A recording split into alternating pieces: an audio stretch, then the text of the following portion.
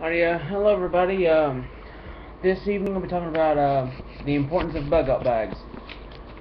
Okay, you know, they're also called 72-hour bags, um, get out of Dodge bags, and the purpose of these bags is to help you arrive at your bug out location, house, or wherever it is that you plan. If you get caught away from your green zone. And you'll have to have certain items in your bag to keep you moving. They'll keep you moving, signal for help, or, control certain things that you normally wouldn't have to contend with that you wouldn't face in the normal functions of society. Because, the bug out bags when society collapses and you either have to abandon your vehicle or your homestead and go elsewhere to safety. So, let's start about the bag itself. I mean, you'll want something. You don't have to spend a whole lot on a bag. You just need something that is durable, that it doesn't stand out, and it has enough room to carry your gear and all your essentials. I use a bag. I think I paid about $50 for my bag years ago, and it's just a small little Coleman bag from Walmart. It's I'll see, right here it is. It's just a small little camping bag is all it is. And but depending on where you live, you can probably find a good bag for cheap. You know, Also, where you live could possibly determine the type of bag that you carry. If you live in an area that is crowded, because when society collapses, it's very dangerous all around. Because people are fighting. People are fighting for just basic necessities to survive. Is simply what it is.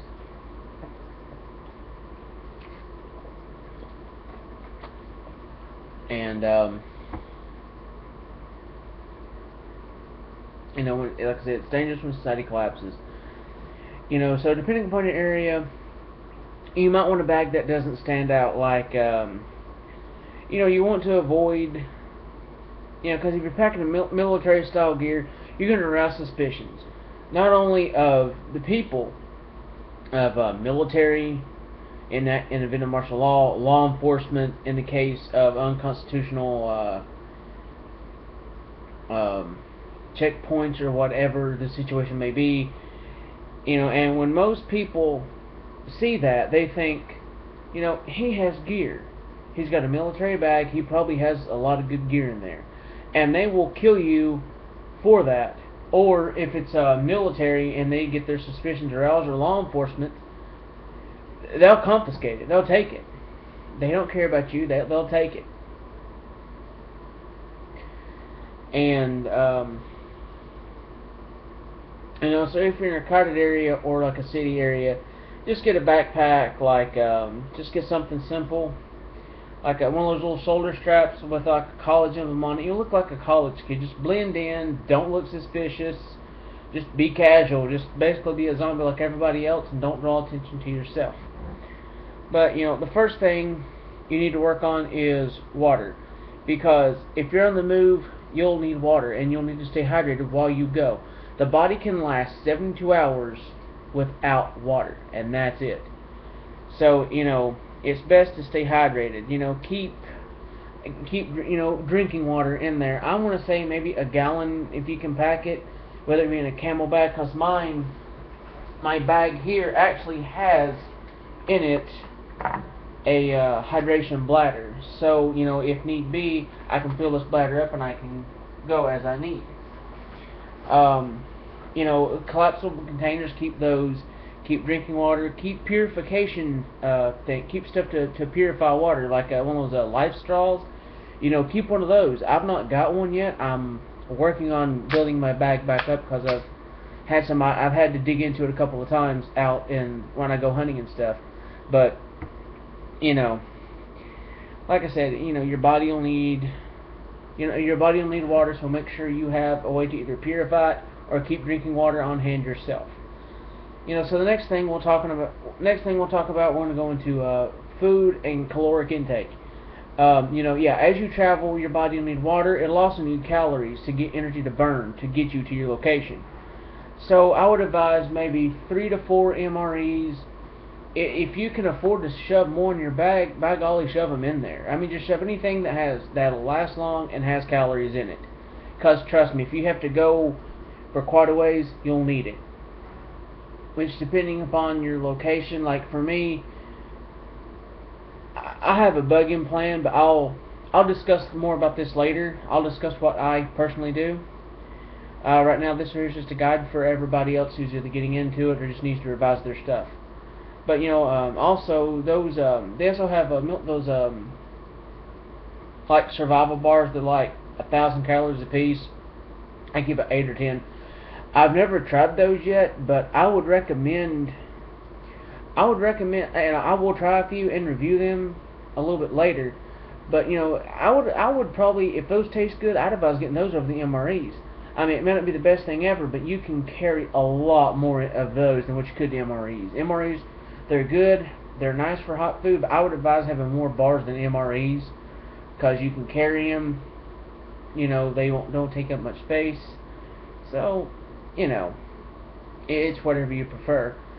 And also, in that, try to keep like a small little tin cup, just some eating utensils, stuff like that. Hot sauce, MREs and hot sauce, the best shit you can combine together is MREs and hot sauce.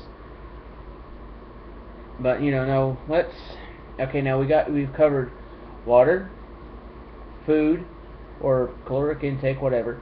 Now let's go to fire and heating. My advice, I'd say get a magnesium fire starter. They sell them at Walmart, I think, for $5 if I'm not mistaken.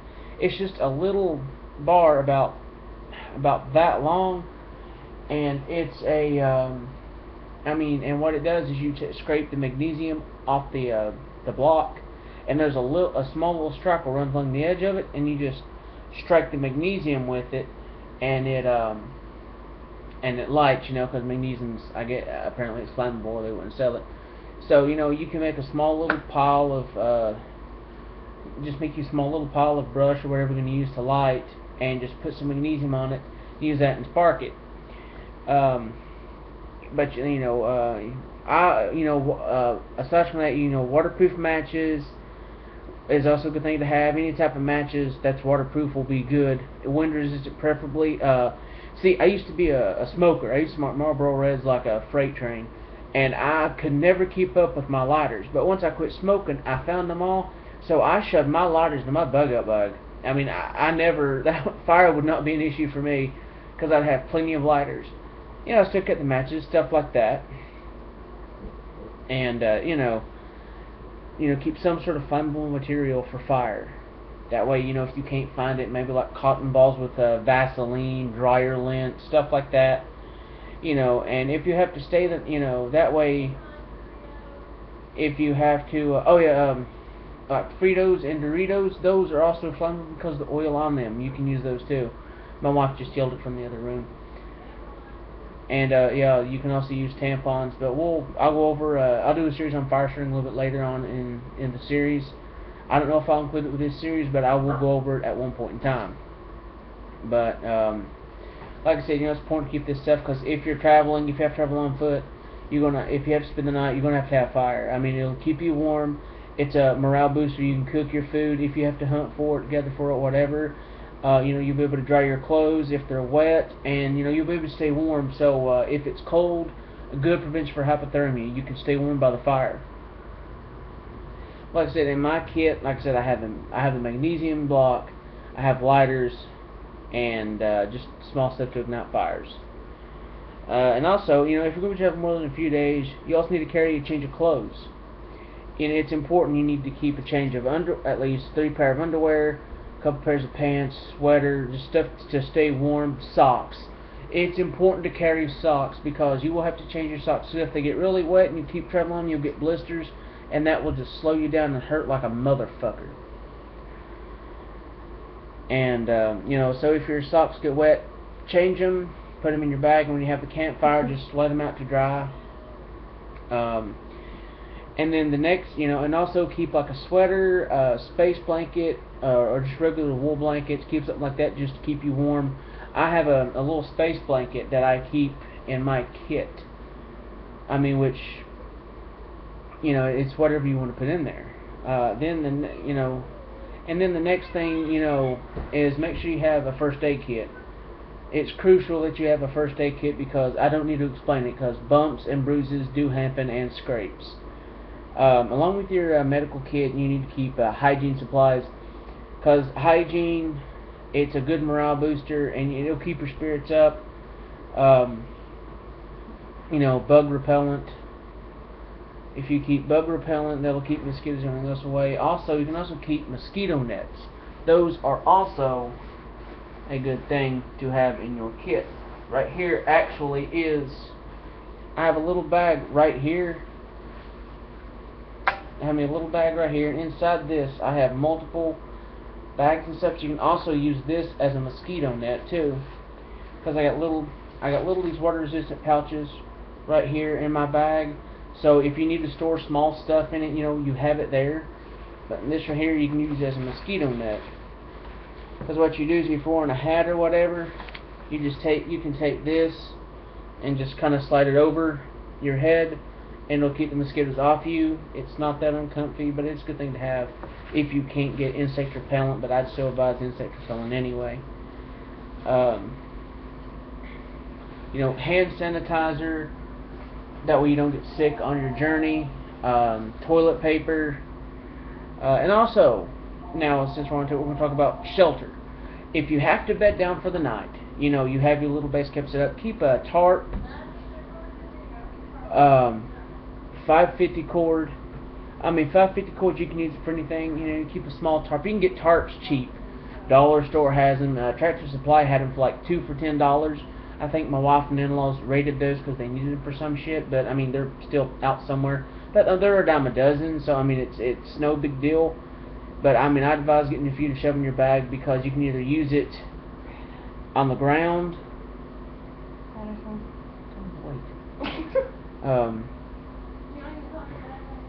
Like I said, sorry for the interruption. 550 cord works wonders. You can use it with 550. If you have multiple tarps, you can use that 550 cord, string them up, and make a shelter that way. Or, anything, whatever you can do when you're out. But that's basically it. But when you build your bug out bag, build it to fit you. Build out what you need. This right here is just a list of the bare essentials that you'll need in that bag. You can add extra stuff. Myself, for my area, I have a little book that covers edible and poisonous plants in the area. So if I do have to hit the hills, it won't be as bad, because I'll have a guide to help me. So there's multiple things you can do, but this is just a starter, guys, so you don't necessarily have to go by this. And I'm by no means any expert either, so but that's just what I keep. I keep my bag in my vehicle. You may keep your bag wherever. some people have one in their vehicle, house, wherever, in case it does go wrong. But I'm going to wrap this video up. Tomorrow I will be back on, and we will be baking. We'll be talking about what I'm going to be baking hardtack, and I'll probably be doing I might do some things over storage, and we'll also discuss whether to bug out or bug in. So I'm going to have a mix tomorrow. I don't know. It just depends whatever I feel like doing, because it's been kind of I've had a hectic couple of weeks, and I've not been the best upstairs. I've had anxiety stuff overwhelming me and stuff, so it's just whatever I feel like doing. But I will have something up tomorrow. So, take it easy, be good, and thanks for choosing Outlaw Ordnance.